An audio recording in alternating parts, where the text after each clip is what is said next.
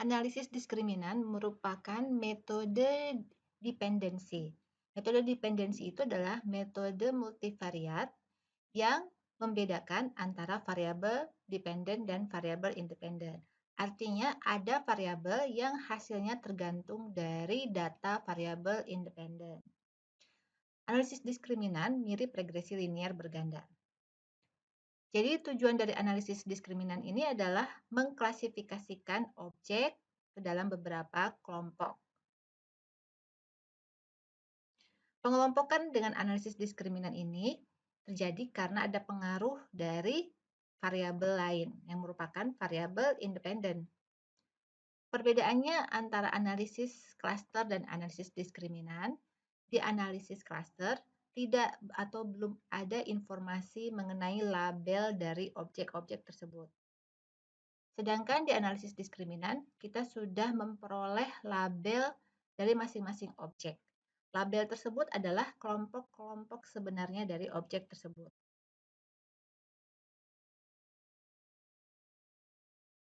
Model analisis diskriminan ini seperti ini, kita bisa lihat. D ini adalah nilai skor diskriminan yang akan menentukan suatu objek akan masuk ke dalam kelompok yang mana.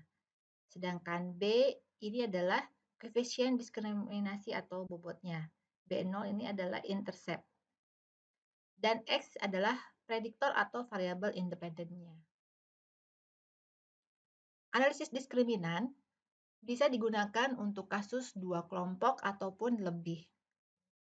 Fungsi yang kita dapatkan hasilnya sebanyak jumlah kelompok dikurangi dengan 1.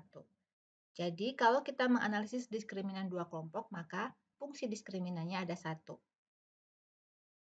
Kalau kelompoknya ada 3, maka fungsi diskriminannya akan ada 2. Kita langsung saja masuk ke contoh. Mengenai asumsi-asumsinya bisa kalian baca di buku referensi ataupun di slide.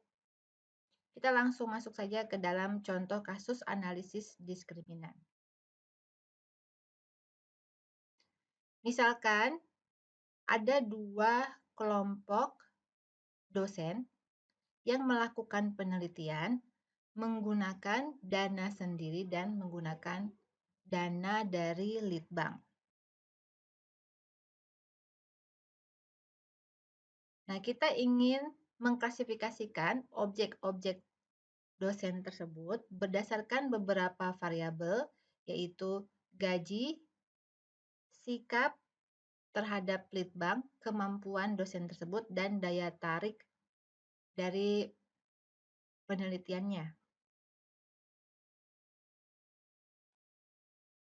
Ada dua kelompok label berarti. Yang pertama dosen yang melakukan penelitian dengan biaya sendiri dan dosen yang melakukan penelitian dengan biaya dari Litbang.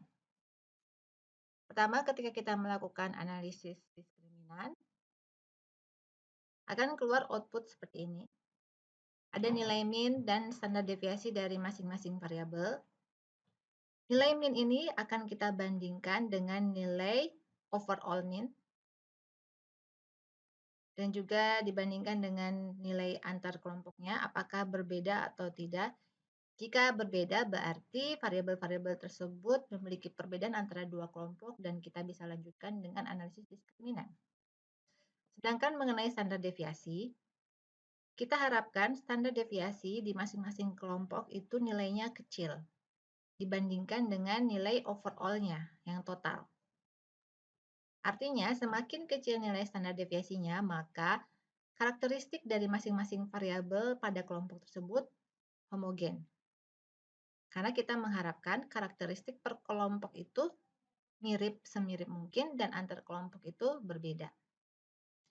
Namun di kelompok yang kedua, nilai standar deviasi gaji sebesar 1,04 hampir sama dengan atau sama dengan nilai standar deviasi di total. Ini mengindikasikan bahwa variabel gaji di kelompok 2 ini tidak homogen karena dia hampir mirip dengan standar deviasi totalnya. Berikutnya kita mendapatkan output pool within group matrix. Kita lihat yang nilai korelasinya. Nilai korelasi antar variabel X ini mengindikasikan korelasi yang tidak terlalu kuat atau rendah antar variabel X, berarti tidak ada terjadi pelanggaran multikolinearitas antara variabel X-nya. Output dari nilai eigenvalue ini menunjukkan nilai varians yang dihasilkan oleh satu fungsi diskriminan yang dihasilkan.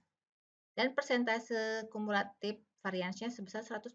Berarti dengan nilai eigenvalue ini sudah bisa menjelaskan 100% informasi variabel asalnya. Canonical correlation-nya sebesar 0,866. Ini korelasinya. Kalau kita kuadratkan, nilai kuadratnya itu adalah menunjukkan berapa besar informasi yang bisa ditunjukkan oleh canonic correlation ini untuk menggambarkan hubungan antara variabel dependen dan interdependennya. Dependen dan independennya. Output dari weak lambda ini, kita ingin menguji kesamaan variabel antar dua kelompok. Harapan kita adalah menolak H0. Karena jika kita tolak H0 berarti karakteristik gaji, sikap, kemampuan, daya tarik antara dua kelompok dosen tersebut berbeda.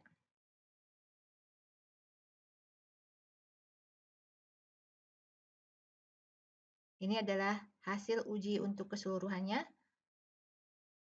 0,00 berarti tolak H0, minimal ada satu variabel yang berbeda antara kedua kelompok tersebut. Lalu berikutnya kita memperoleh standardized canonical discriminant function coefficient. Ini menunjukkan bahwa variabel kemampuan dan daya tarik ini memiliki kontribusi yang besar terhadap fungsi diskriminan yang terbentuk, sedangkan gaji sangat kecil, min 0,026.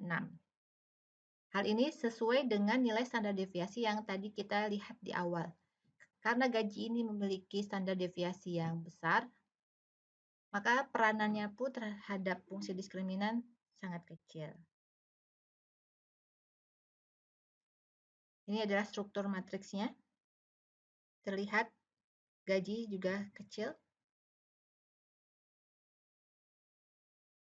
Dan ini adalah fungsi diskriminan yang terbentuk, yaitu yang berupa persamaan D sama dengan min 10,125 ditambah dengan 0,802 daya tarik ditambah dengan 0,674 kemampuan ditambah 0,549 sikap dikurangi 0,029 gaji. Dan function at group centroid ini menunjukkan pusat atau titik pusat dari masing-masing kelompok. Jalur ini menunjukkan kelompok 1 centroidnya 1,7 sedangkan kelompok 2 centroidnya adalah min 1,564. Nah, fungsi diskriminan dan grup centroid ini yang bisa digunakan untuk memprediksi suatu objek atau mengklasifikasikan suatu objek masuk ke kelompok mana, 1 atau 2.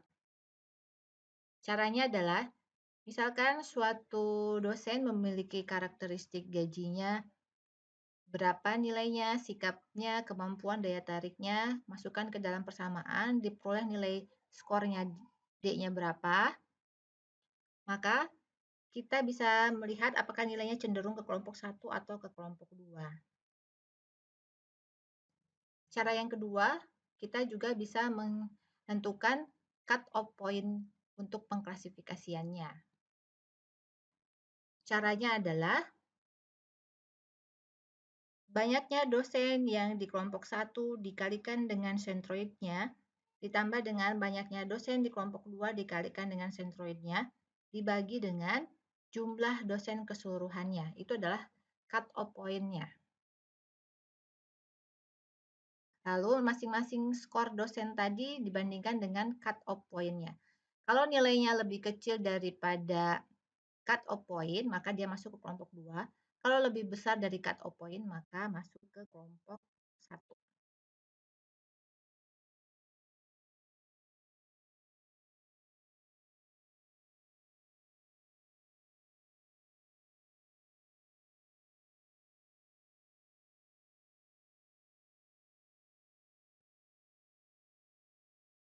Oke,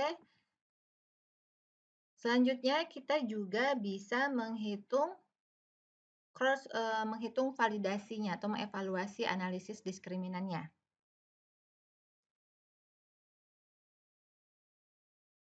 Kita lihat jumlah dosen yang aslinya itu berada di kelompok 1, jumlahnya ada 10 yang diprediksi oleh analisis diskriminan masuk kelompok 1 juga. Ada 10 dosen. Kemudian yang asalnya dari kelompok 1 kemudian diprediksi menjadi kelompok 2, itu banyaknya 0. Nah, di sini menunjukkan bahwa semua dosen tepat diklasifikasikan oleh fungsi diskriminan masuk ke dalam kelompok-kelompoknya sesuai dengan data aslinya. Sehingga nilai hit ratio-nya adalah sebesar 100%. Jadi ketepatan metode diskriminan tadi, fungsi diskriminannya dalam mengklasifikasikan dosen itu ke dalam dosen yang meneliti dengan biaya sendiri ataupun yang didanai litbang itu 100%.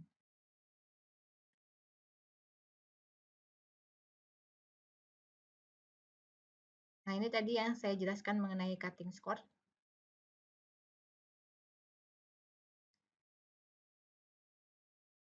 Dan ini hit ratio.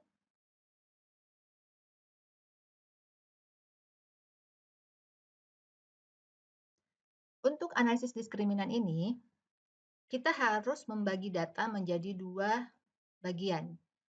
Jadi tidak seluruh data yang kita miliki itu harus kita olah diolah ke dalam analisis diskriminan. Kita bagi misalkan 2/3 dan 1/3. 2/3-nya digunakan untuk membentuk fungsi diskriminan, 1/3-nya digunakan untuk mengetes fungsi diskriminan tersebut. Contoh, kalau saya memiliki data 30 dosen, maka 20 dosennya itu saya gunakan untuk membentuk fungsi diskriminan, sedangkan 10 dosennya lagi saya gunakan untuk mengecek atau mengevaluasi akurasi pengklasifikasiannya. Jadi yang saya lihat apakah betul dosen yang kelompok 1 dikelompokkan ke dalam kelompok 1 juga oleh analisis diskriminan itu adalah yang 10-nya. Jadi sampel yang pertama yang digunakan untuk membuat fungsi diskriminan kita sebut sebagai data training atau data sampel, sedangkan yang untuk mengetes fungsi diskriminannya kita sebut sebagai data testing atau data holdout.